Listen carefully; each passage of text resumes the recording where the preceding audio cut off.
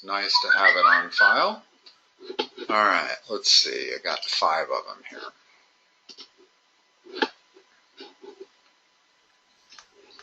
Take me a minute to put them all on my computer.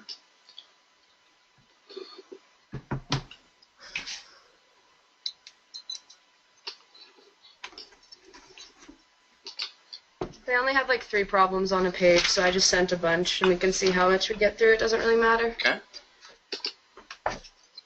Ron, give me 30 seconds here, and I'll have them all put on here. All right, sounds good.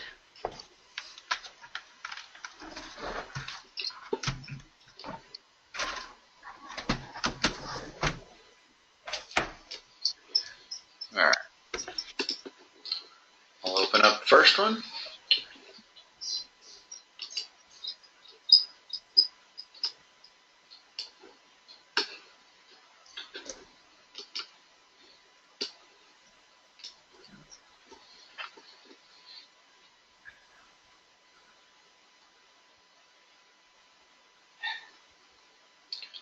The answer to these problems, and every ACT practice test has one of these problems, is always multiply all the numbers together. Okay. So it's 15 times 12 times 5 times 21. All right, let me get that. Yeah, if you have a calculator, let's make sure that that matches one of these answers. But any question like this, in other words, if they say you want to put together an outfit and you have 5 hats, 4 blouses, 9 dresses, how many different outfits can you put together? 5 times 9 times 4, whatever those 3 numbers were. So this is just 4 different categories. And it's always this number times that number, which is what, 180 times that, which is 900, so it should be 18,900. Yeah, that's what I got.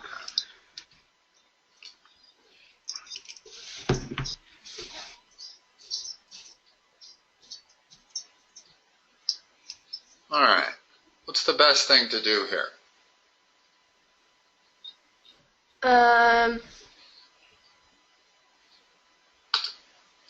Draw a picture. Okay. Because it's awful hard to interpret all of these things. Let's see what kind of triangles result. Okay? So here's my starting point. I go 3 miles in that direction, which is east. Then I turn north and walk 10 miles. Now I'm here. Then turn west and walk 6 miles. Well, west is that direction. Now I'm here. And finally turn south and walk 16 miles. Now I'm here. How far is the person from his starting point? In other words, what's the length of that line, x? Okay, so would it be the side on the left is 6? Right. We're going to make this triangle, so you're right, that's 6. How? Top is 3. That's 3. What's x? That would be 36 plus 9 is 45 squared, so the square root of 45. What answer is that? That is... Before you use your calculator, just look at the answers. Which one does it have to be? 6.7. Exactly. And you'll find that that's the case on almost all the ACT, is they make the range so wide that you don't really need a calculator. In other words, you know that that is somewhere between 6 squared and 7 squared, right? Because 6 squared is 36, 7 squared is 49. That's got to be 6 and change squared. And not that that's particularly important, since they do let you use a calculator. You might as well use it in situations like this. But I'm merely pointing out that you don't really, it's not going to be a big advantage to have a calculator. Yeah. because they pretty much make all the problems like this, so that you don't really need a calculator. Anybody that can approximate stuff will do just fine on the Okay.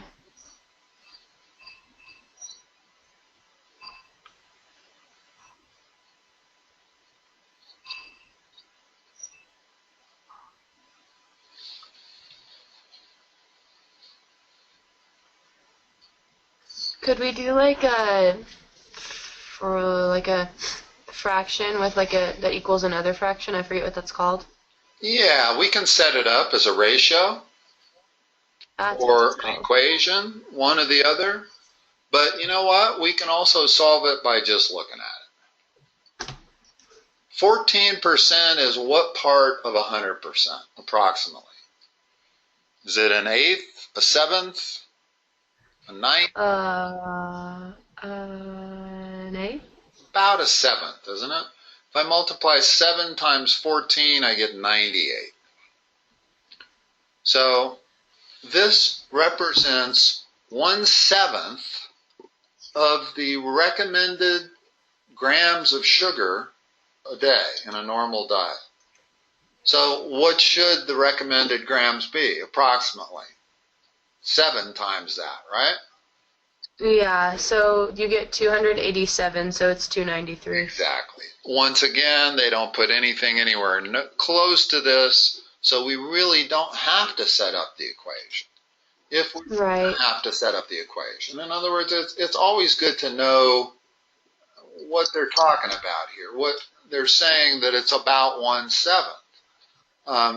But if I wanted to set up an equation, I would say 0.14 of x being the daily normal grams of sugar, would equal 41, which Okay. x is equal to 41 over 0.114, and that's what's going to give you 293.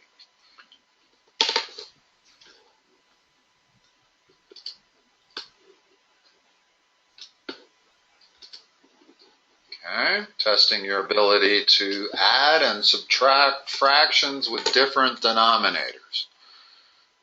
Let's always take these one at a time. Let's do that.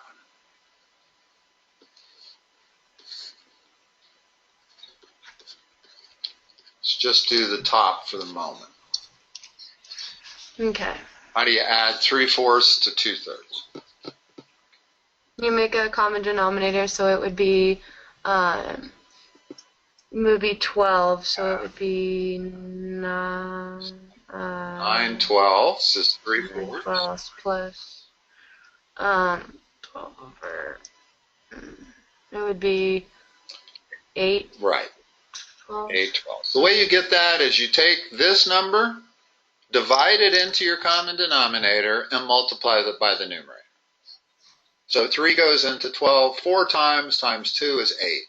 4 goes into 12 3 times 3 is 9. So that becomes 17/12. Now the bottom, what's the common denominator? 12 again. So it's 10/12. What's the rest of it?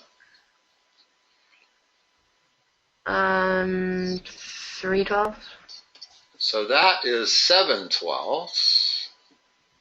So now we have 17/12 divided by 7/12. How do we do that?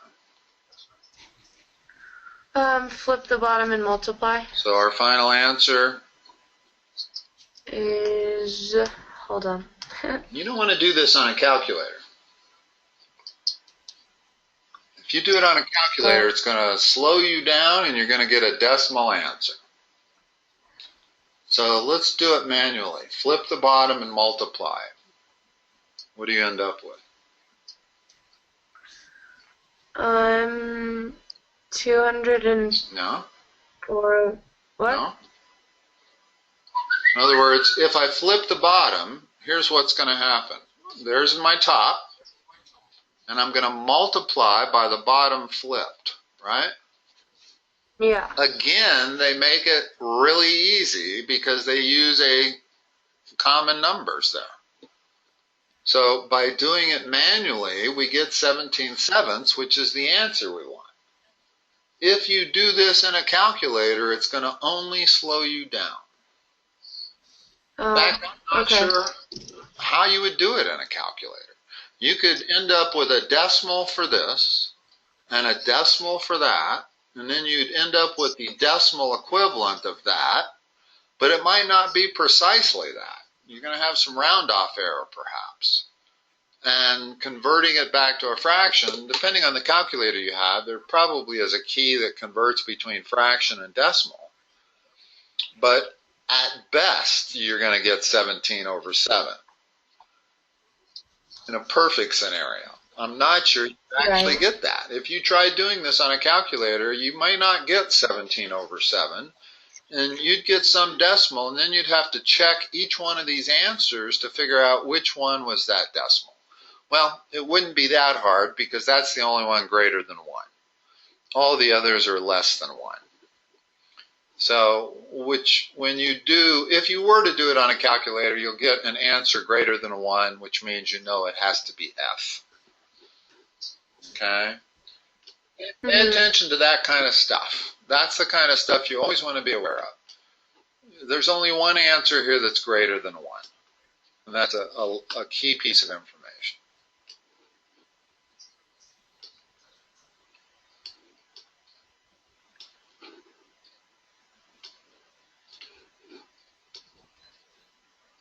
Hold on 1 minute. I'll get this out of your way so you can read the problem. Okay.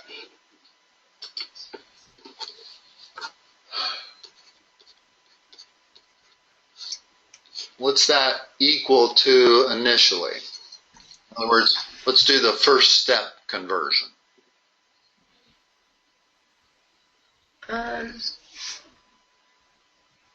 Do you substitute? What's a negative exponent mean?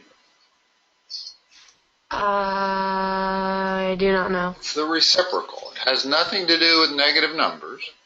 It merely means that this expression is 1 over 5x cubed to the positive 2/3.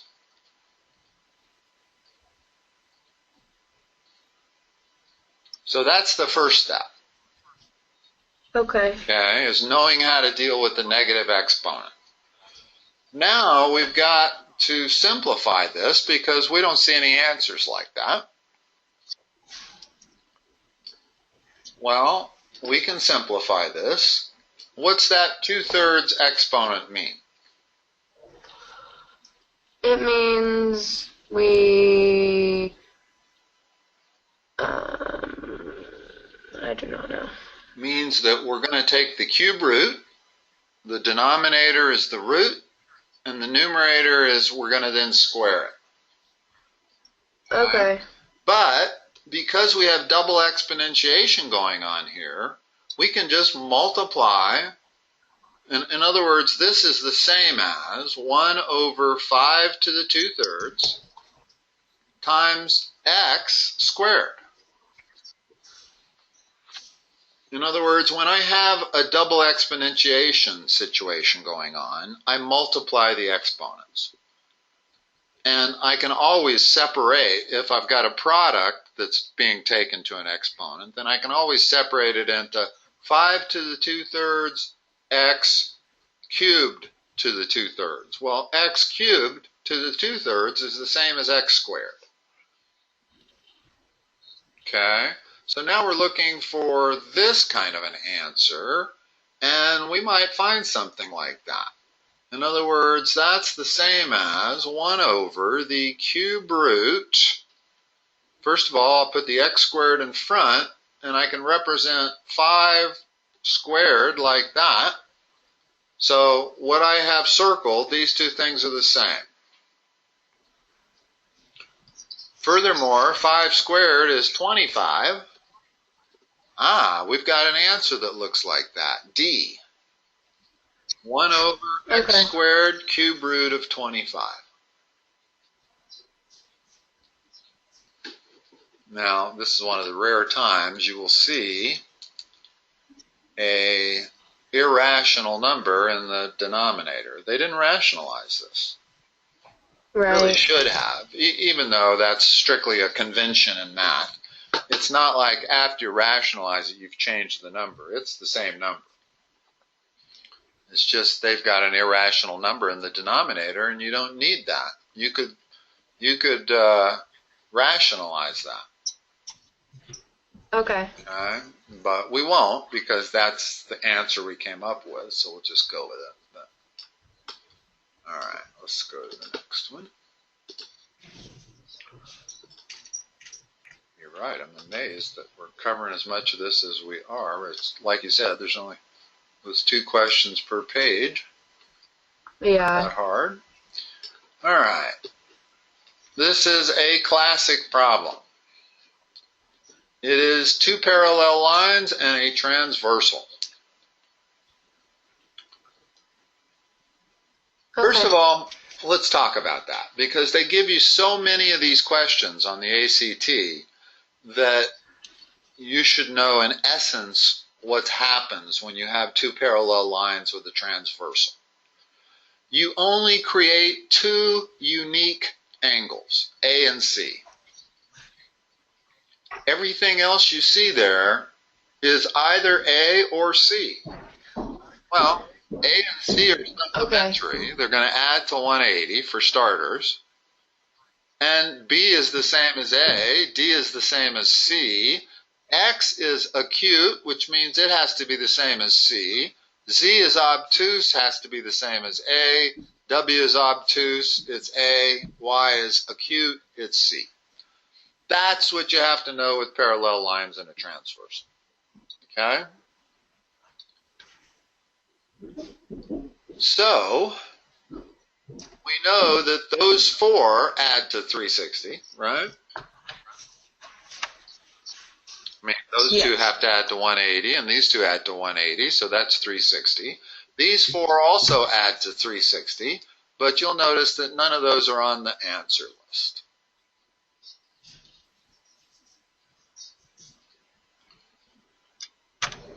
So let's check them one by one.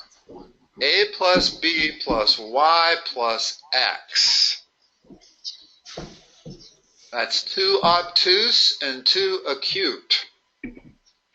So that one works. That has to add to 360. Because 1 obtuse and 1 acute adds to 180, and that's all you have here is similar acute angles and similar obtuse angles. So they were nice, and they put it as the first one.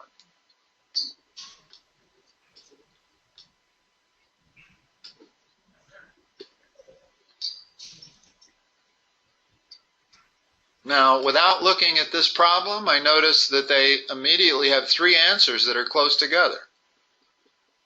What do you want to bet one of these 3 is the correct one? Yeah, very true. I have no idea. I haven't even looked at the problem yet, and yet I would bet dollar to a donut that one of these 3 is correct. That's why they put 3 close to this answer.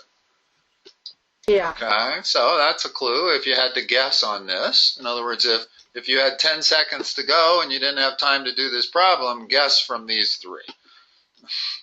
Okay. Okay, let's have a look at the problem now.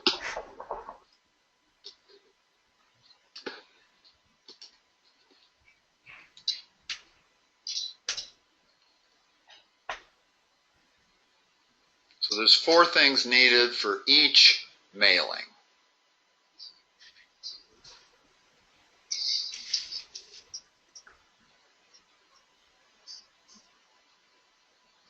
Okay? Yes.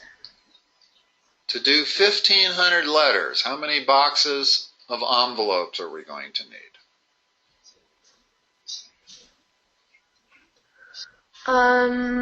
15. Times $5 each one. So there's $75 in envelopes. Information sheets. We get 50 sheets for 15 bucks. How many information sheets, how many packages of 50 sheets are we going to need? 50 sheets. We would need 30. Okay. Times 15. That's $450. How about return cards? We get a box of 200 for 10 bucks. So we need 8, which is 80.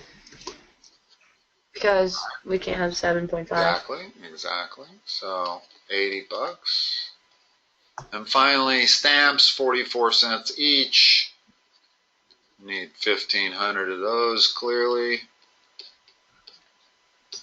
So far we got 605.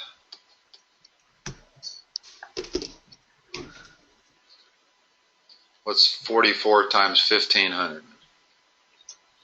0.44 times 15. 660. 1265. Bottom one. All right. Okay.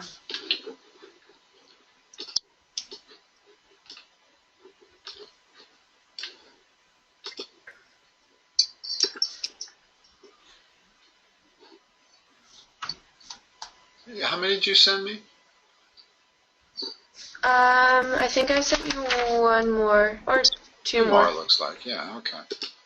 I didn't want to skip one. This is next one, I think, Yeah.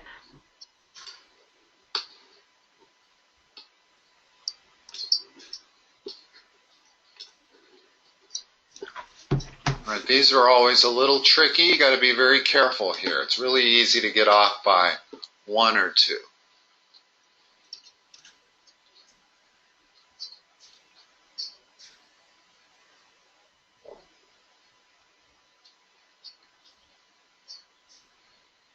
Okay.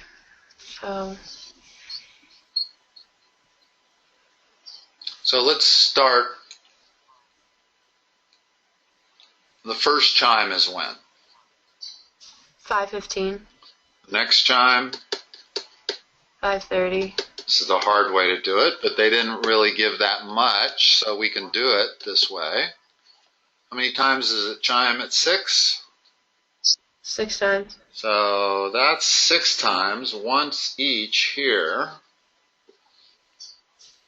How many times between 6 and 7? Between 6 and 7, 3, and then 7 at 7.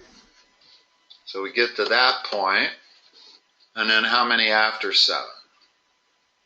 2. Oh, yeah, 2. Add all those numbers up, and that should be our answer. So 21. Huh?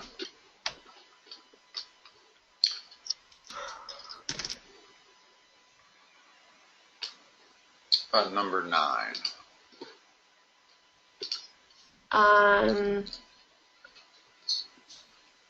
I don't remember what an isosceles triangle is. 2 equal sides. Okay. So it cannot be B, right? Correct. That's the only one you can immediately rule out.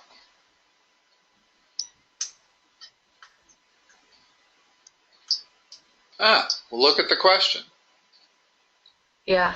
That's it. So easy. Yeah, very easy. Which one could not be the sides of an isosceles triangle? No. That is actually an equilateral triangle, but Okay. that qualifies as isosceles also, in the same way that a square is a rectangle. A square is a rectangle, but it's also a square. Well, an equilateral triangle is also isosceles. All right. Should we do one more, number 10 here?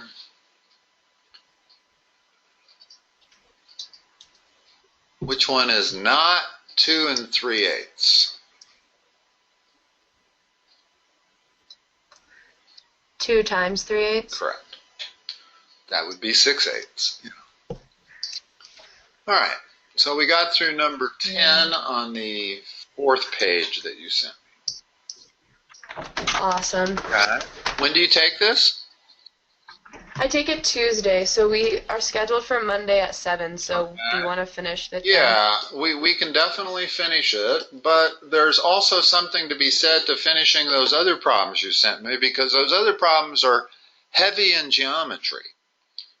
Somebody Yeah. put those together special because they realized that it's been a few years since you took geometry, right? Yeah, for sure. And so most people are going to be the weakest in geometry.